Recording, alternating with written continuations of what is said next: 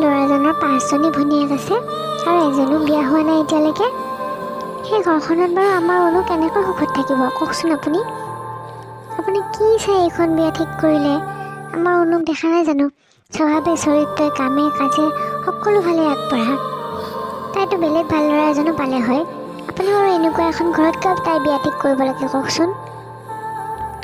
একো নাই অনুৰ মাক, বেছিকৈ ননদ আছে ভালহে। আমাৰ অনু সেইখন ঘৰত ৰাণীৰ দৰে থাকিব। অনুক সকলো কামতে তাইৰ ননদকেইজনীয়ে সহায় কৰি দিব নহয়। তুমি এনেই ইমান চিন্তা কৰি আছা। আৰু তাতে আমাৰ হ'বলগীয়া জোৱাই আৰু বিয়নী খুব ভাল মানুহ। আৰু চোৱাচোন, তেওঁলোক ইমান ধনী মানুহ হোৱা স্বত্বেও আৰু থাকেও চহৰত, তেওঁলোকে যে আমাৰ দৰে গাঁৱলীয়া মানুহৰ ছোৱালী বিয়া কৰাব ওলাইছে, সেয়া কম ডাঙৰ কথা নে? গতিকে তুমি ইমানকৈ চিন্তা কৰিব নালাগে, বুজিলা? অঁ মা, দেউতাই একদম ঠিক কথাই কৈছে জানা। মোৰতো কোনো ভাই ভনী নাই। এতিয়া মই সেইখন ঘৰত গৈ চোৱাচোন 5জনীকৈ ভনী পাম। মোৰ ভাবিয়ে কিবা মনটো ভাল লাগি গৈছে জানা। তুমি অকণো চিন্তা নকৰিবা। নাজানো আৰু দেই, তাই মাত্ৰ সেইখন ঘৰত গৈ ভালদৰে থাকিলেই হ'ল, বাকী আৰু মোক একো নালাগে। হ'ব দিয়া মোৰ মৰমৰ মাজনী, তুমি বেছিকৈ চিন্তা কৰি থাকিব নালাগে।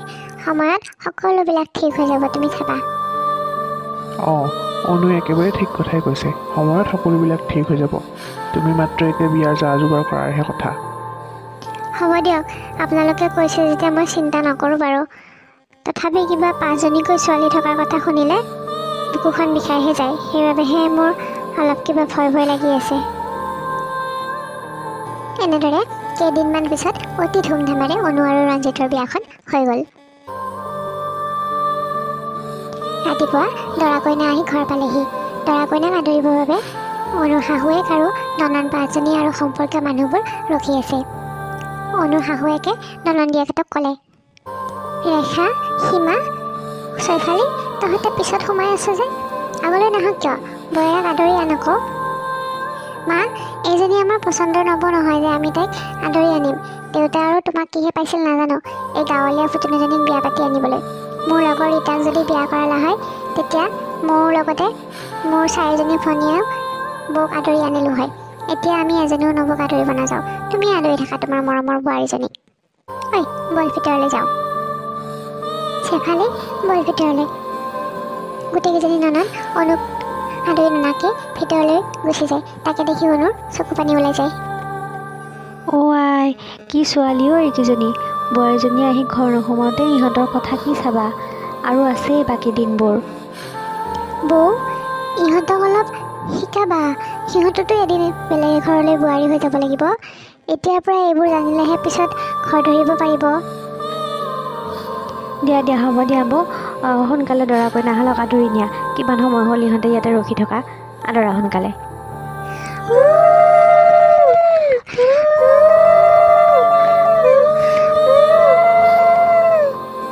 আহা বোৱাৰী, সোমাই আহা ভিতৰলৈ। ৰঞ্জিত, যা তাইক ৰুমলৈকে লৈ যা। বাকীবোৰ নিয়ম পিছত কৰি থাকিম। এতিয়া আগতে অলপমান ৰেষ্ট লৈ ল'ব যা। ঠিক আছে মা, তুমি মাতি দিবা কিবা নিয়ম কৰিব লগা থাকিলে। অঁ হ'ব দে, যাম মাতি দিম যা। তহঁতে এতিয়া ৰুমলৈকে যা। বেচেৰি, ইহঁতৰ কথা শুনি কান্দি পেলালে কইনাজনীয়ে, বুজিছানে বৌ? এনেকৈ থাকিবলৈ নিদিবা। বিয়া হৈ আহিছেহে, তাইতো এখন নতুন ঘৰলৈকে সোমাইছে আহি, তাইৰ নিজৰ জন্ম দিয়া ঘৰখন এৰি পেলাই। এতিয়া যদি ইহঁতকেইজনীয়ে তাইৰ লগত এনেকৈ থাকে, কেনেকৈ থাকিব কোৱাচোন? তুমি বুজাবা সিহঁতক। সিহঁতৰ খং এটাই, এই আমাৰ ৰেখাৰ লগৰ ছোৱালীজনীক বিয়া কৰাব খুজিছিলে। বহুত মডাৰ্ণ ছোৱালী হয়। মই মানে ইমান মডাৰ্ণ ছোৱালী ভাল নাপাওঁ। মোক ঘৰ ধৰা ছোৱালী এজনীহে লাগে। বিয়া নকৰালোঁ যে, সেইটো খঙতে যে তেনেকুৱা ৰূপ দেখাই আছে। ঠিক হ'ব আৰু পিছলৈ লাহে লাহে। অঁ দে, আহ ভিতৰলৈ আহ। আমিও কিবা কিবি কামত সহায় কৰি দিওঁগৈ বৌক। ৰঞ্জিতে আজি ৰাতিপুৱা তাৰ ভনীয়েকহঁতে অনুৰ লগত কৰা ব্যৱহাৰৰ বাবে বহুত লাজ পাইছে। তথাপি সি কওঁ নকওঁকৈ অনুক ক'লে, অনু, তুমি বহুত ভাল ছোৱালী। গাঁৱৰ ছোৱালীৰ বাবে তুমি বহুত মৰমীয়াল। সেইবাবে মা আৰু দেউতাৰ লগতে ময়ো তোমাক পচন্দ কৰিছিলোঁ। কিন্তু মোৰ 5জনী ভণ্টি, সিহঁত সৰুৰে পৰাই চহৰত ডাঙৰ হোৱাৰ বাবে সিহঁতৰ কথা কোৱা সুৰবিলাক অলপ বেলেগ ধৰণৰ। তুমি সিহঁতৰ কথাবোৰত গুৰুত্ব নিদিবা। যেতিয়া সিহঁতে তোমাক বুজি পাব, তেতিয়াই তোমাক বৌ হিচাপে আপোন কৰি ল'ব। আৰু তুমি সিহঁতৰ কথা শুনি মন চন বেয়া কৰি নাথাকিবা। আজি ৰাতিপুৱা হৈ যোৱা ঘটনাটোৰ কাৰণে ময়ে তোমাৰ ওচৰত ক্ষমা বিচাৰিছোঁ। হ'ব দিয়া ৰঞ্জিত, তুমি অকণো চিন্তা নকৰিবা। মই মোৰ 5জনী ননদক ইমান মৰম দিম যে সিহঁত মোৰ অবিহনে থাকিবই নোৱাৰিব। ৰঞ্জিতে অনুৰ কথাখিনি শুনি সুখী হ'ল। ঠিক আছে অনু, মোৰ তোমাৰ ওপৰত পূৰা বিশ্বাস আছে। বোলা এতিয়া শুই থাকোঁ, বহুত ৰাতি হ'ল। কাইলৈৰ পৰা আকৌ মোৰ অফিচো ষ্টাৰ্ট হ'ব নহয়। অঁ ব'লা শুই থাকোঁ। পিছদিনা ৰাতিপুৱা অনুৰ উঠোতে অলপ দেৰি হ'ল। তাই লৰালৰিকৈ গা পা ধুই বাহিৰলৈ ওলাই আহিল। বাহিৰত তাই শাহুৱেকৰ লগতে 5জনী ননদক কথা পাতি থকা দেখিলে। বাহ মহাৰাণী, উঠিলা? দাদা যে গৈ অফিচ পালে, কিবা খবৰ আছে তোমাৰ হা?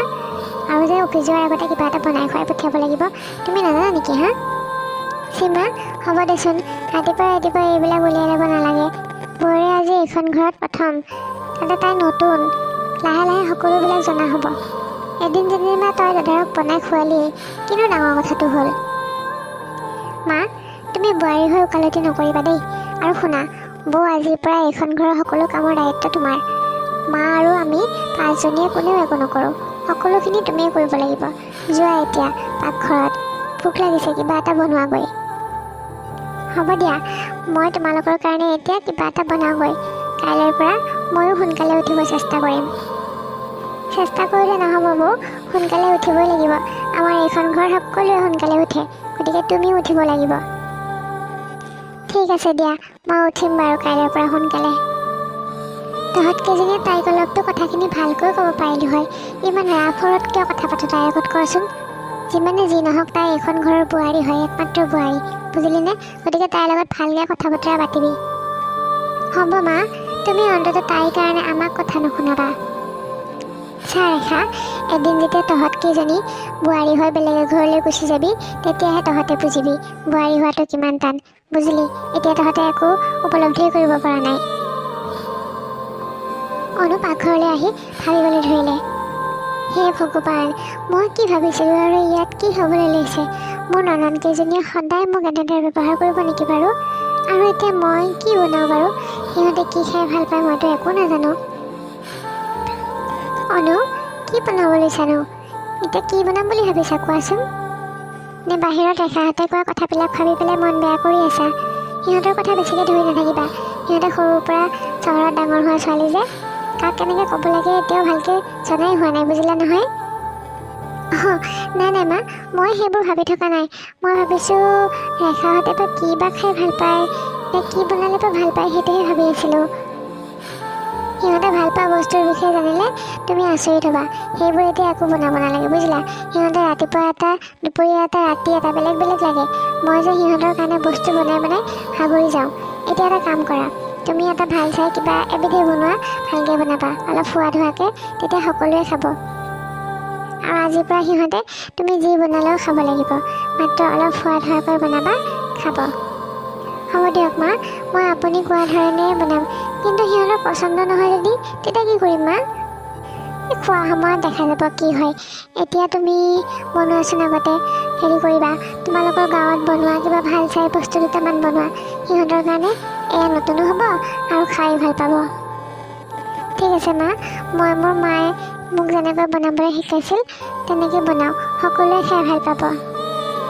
ঠিক আছে, তেনেকৈয়ে বনোৱা। ৰঞ্জিত, দেউতা আৰু মোৰ কাৰণে একো চিন্তা কৰিব নালাগে, আমি সকলোবিলাকে খাওঁ। কিন্তু এই খোৱাৰ ক্ষেত্ৰত দিগদাৰ হয়, এই ছোৱালীকেইজনীৰ পৰাহে। ইটো খাওঁ সিটো নাখাওঁ, সিহঁতক বনাই খুৱাই পেলাই মোৰ গোটেই জীৱনটো পাকঘৰটোতে সোমাই থাকোঁতে গ'ল, বুজিলা?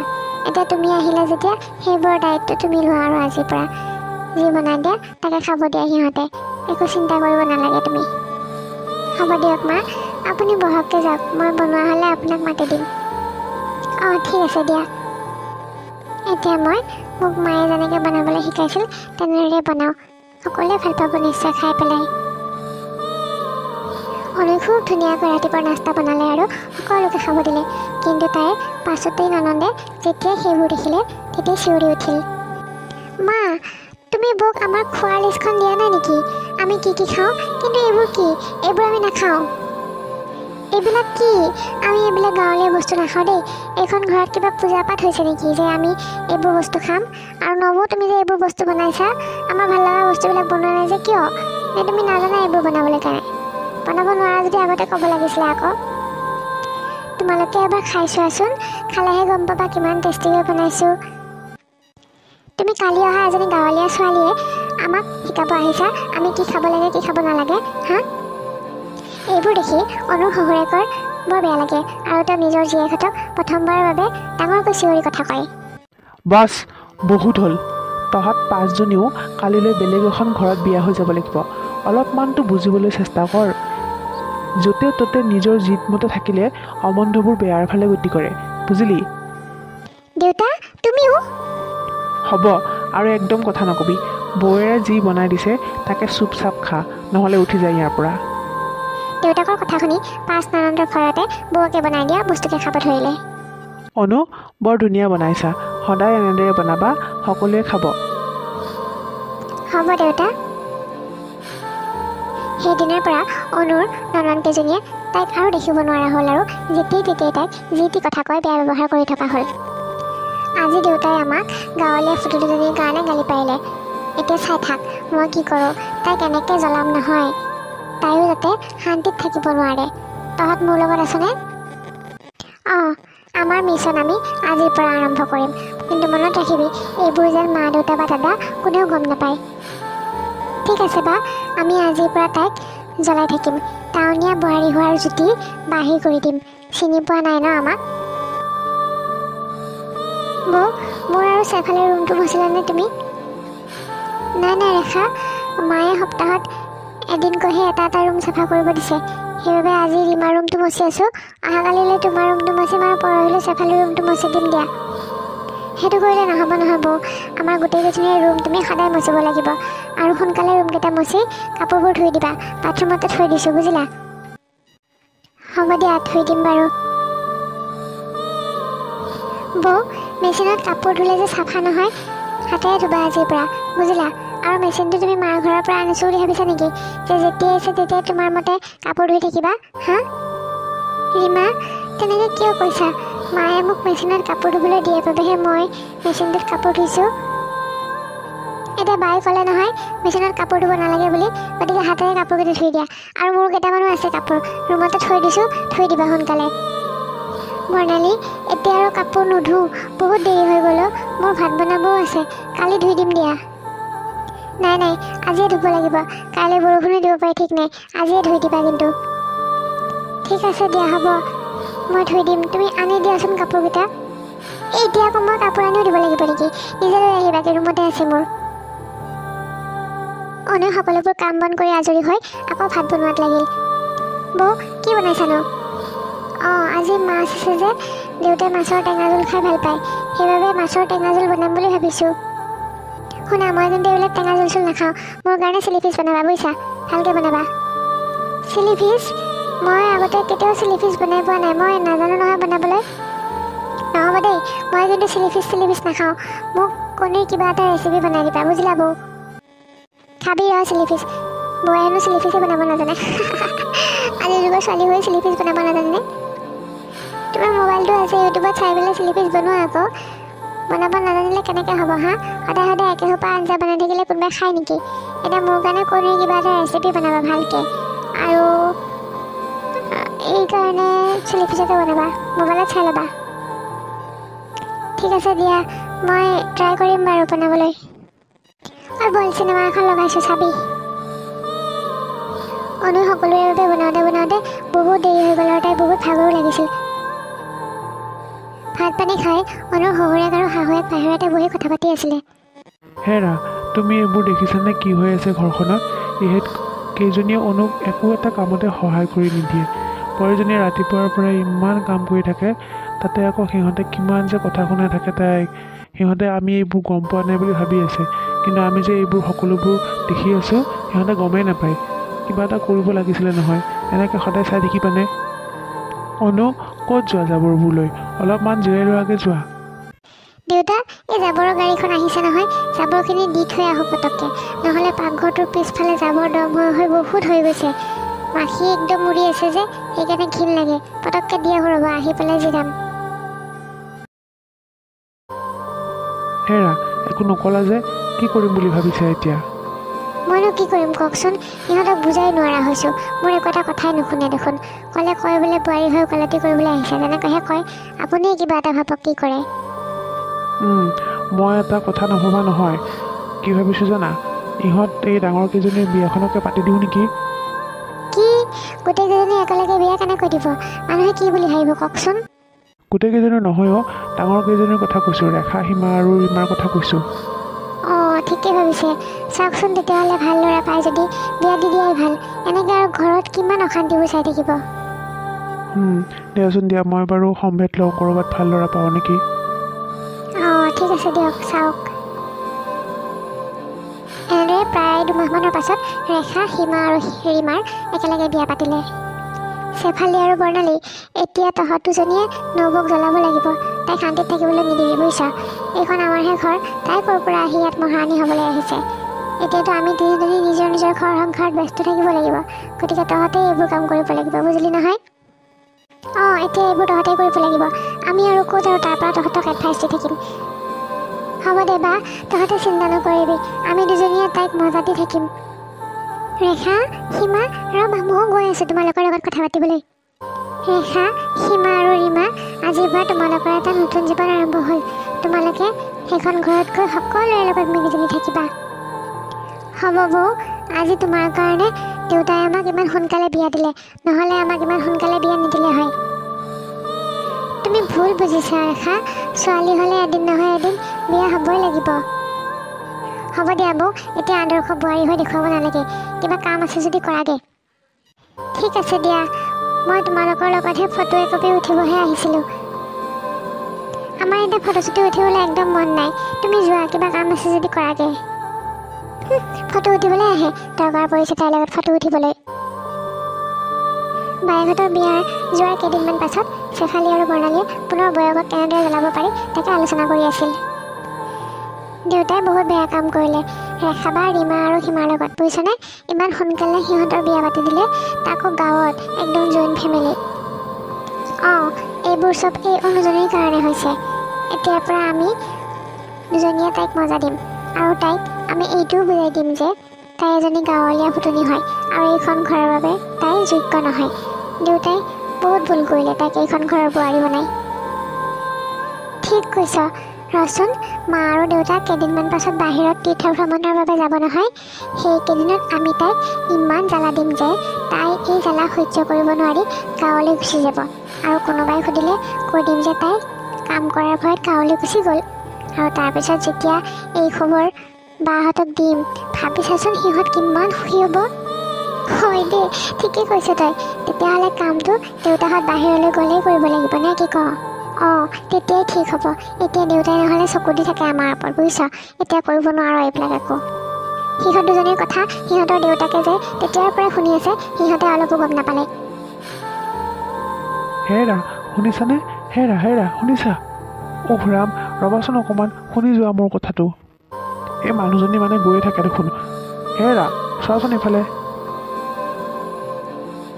কি হ'লনো? তেতিয়াৰ পৰা ইমানকৈ চিঞৰি আছে। কি হৈছে কওকচোন? মই কিবা এটা ভাবি আছিলোঁ, সেইকাৰণে মাত দিয়া নাছিলোঁ। এই কাম এটা কৰাচোন, তুমি আমাৰ এই ৰেখা, সীমা আৰু ৰীমাক কেইদিনমান ঘৰত থকাকৈ মাতি পঠোৱাচোন। ইহঁত দুজনীয়ে আমি তীৰ্থ ভ্ৰমণলৈ যোৱা সময়ত অনুক এইখন ঘৰৰ পৰা বাহিৰ কৰাৰ প্লেন কৰিছে। গতিকে ইহঁত তিনিওজনী আহিহে কিজানি এই দুজনীক বুজাব পাৰে।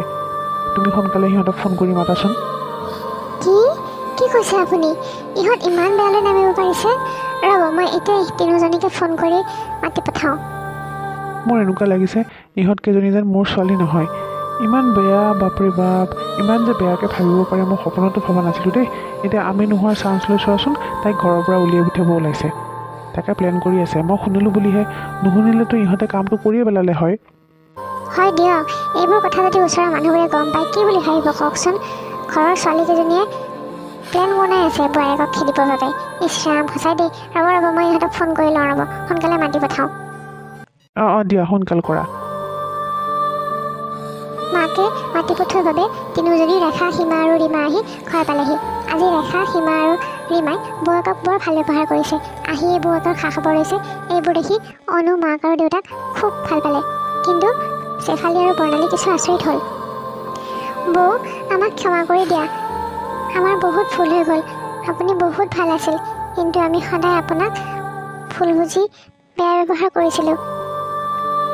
এইবোৰ দেখি অনু কিছু আচৰিত হ'ল।